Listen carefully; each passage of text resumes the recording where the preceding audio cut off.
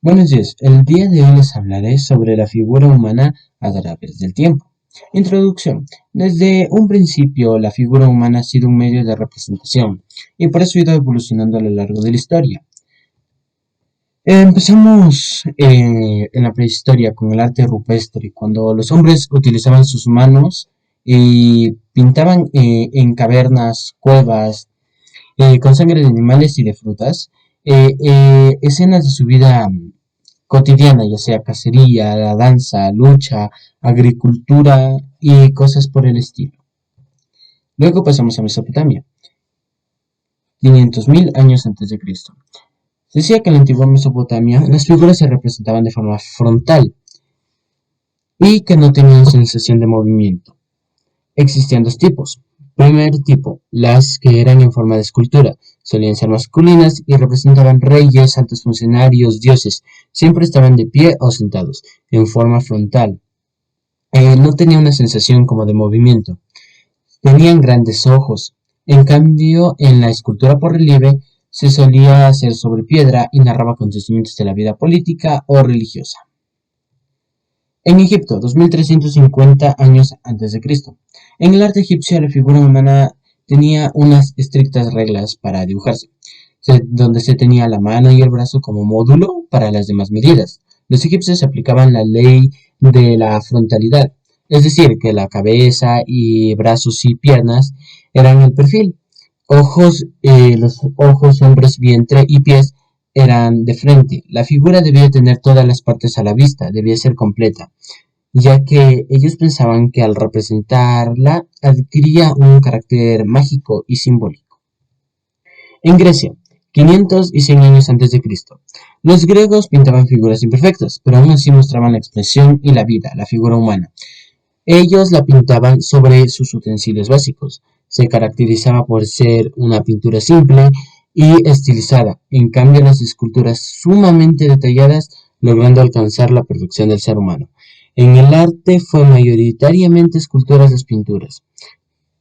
Por eso siempre se pueden observar en los utensilios. Roma. El arte romano se caracterizaba por su realismo extremo en el tratamiento de la figura humana.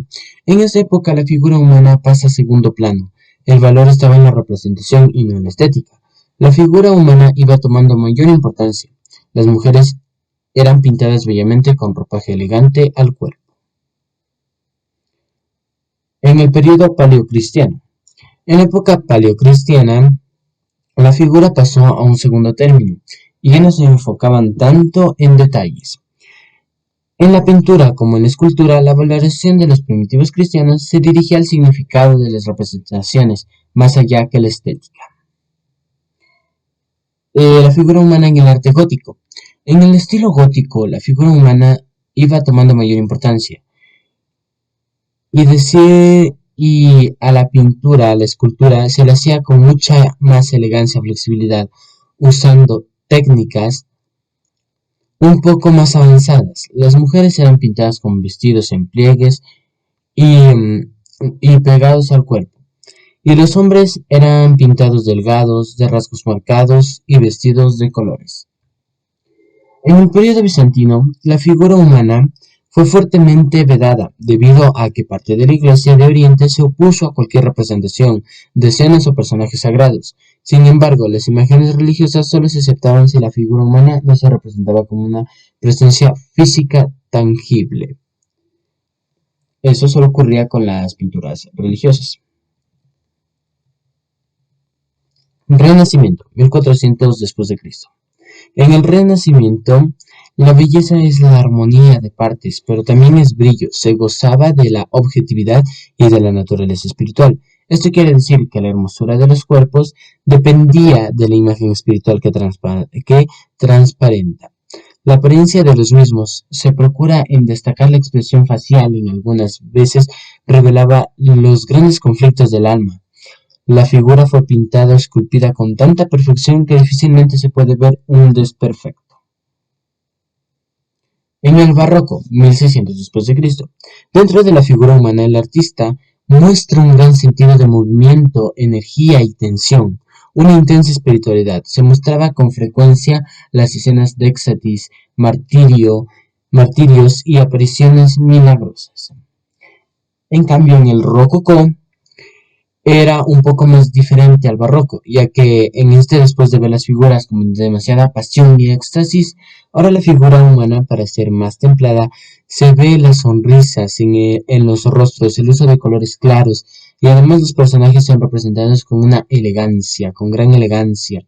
Otra característica es que ya no son representaciones divinas, ahora son basadas en lo artificial de la vida de palacio y de los ambientes cortesianos, reflejando una imagen amable de la sociedad en transformación.